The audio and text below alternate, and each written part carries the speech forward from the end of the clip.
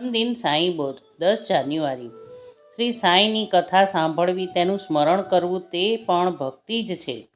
એક સમયે શિરડીમાં રહેતા જતા દર્શનાર્થે મસ્જિદમાં જોતા બાબાને ગેહું દળતા જાગૃત થઈ અતિ વિસ્મયતા. ભક્તોનું વિવરણ પહેલા અધ્યાયમાં આગળ ધપાવતા ગ્રંથકાર કહે છે, આપણા અંતઃકરણનો શુદ્ધ બુદ્ધ સ્વભાવ નિર્મળ એવી પાર્થિવ મૂર્તિમાં આમંત્રિત કરીને તે મૂર્તિનું અર્ચન કરવું.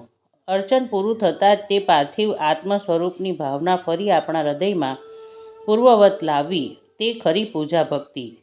ગર્ગાયાચનના મત અનુસાર ભક્તે પોતાનું મન પ્રભુ તેમજ સદ્ગુરુના ગુણ કીર્તનમાં પોરવી રાખવું જોઈએ.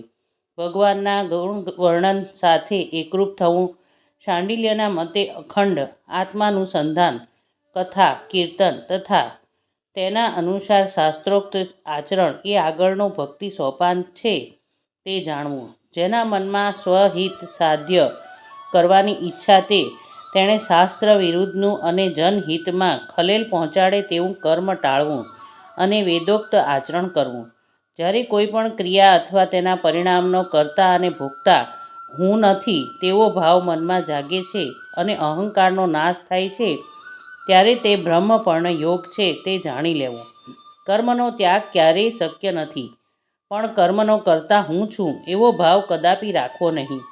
કાંટાથી કાંટો કાઢવો એવું કર્મ તો કરવું, પણ તેનું કર્તાપણું શ્રેય પોતે ન લેતા ફળની આશા રાખ્યા વગર આ મારું નિત્ય કર્મ છે તે ભાવથી કરવું. આ જ શુદ્ધ સ્વધર્મ છે. સકર્મો ભગવાનને અર્પણ કરી અને મન નિર્વિઘ્ન કરીને ક્ષણિકમાં સર્વ ભૂલી જવું અને નારદીય ભક્તિનું લક્ષણ છે. માત્ર તે ભક્તિના લક્ષણો ભિન્ન છે.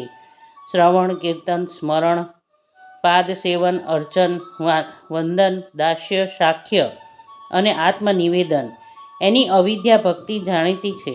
આવી ભક્તિના અનેક લક્ષણો છે. છતાં સાંઈ ગુરુની કથાનું સ્મરણ કરતા સર્વ સાંઈ ભક્તો સંસાર સાગર કોરા પગલાઓની પર થઈ જતા હોય છે.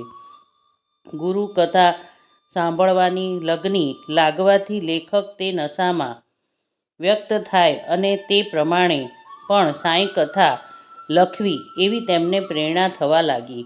ઉત્તમ પુરુષના ગુણાનુવાદથી ચિત્ત શુદ્ધ થાય છે, બુદ્ધિ પણ શુદ્ધ થાય છે. આ રીતે આ ગ્રંથ લખવા પાછળ સદ્ગુરુ ભક્તિ કેવી પ્રેરક છે તે કહી શ્રી સાંઈ બાબાના ચારિત્રમાં એક પ્રસંગનું વર્ણન કરતા ગ્રંથકાર કહે છે, એક દિવસ સવારે મોઢું ધોઈ લીધા બાદ શ્રી સાંઈ બાબા ઘઉંની ગુણ પાસે ગયા અને એક સુપડામાં તેમણે માપ ભરી ભરીને ઘઉં કાઢી લીધા.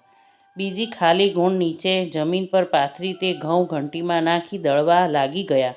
હેમાળપંત તે જોઈ આશ્ચર્ય પામ્યા. સાંઈ બાબા ઘઉં કેમ દળી રહ્યા છે તેનું સ્મરણ રહસ્ય જાણવાની તેમને ઉત્કંઠા જાગી. ઓમ સાંઈરામ.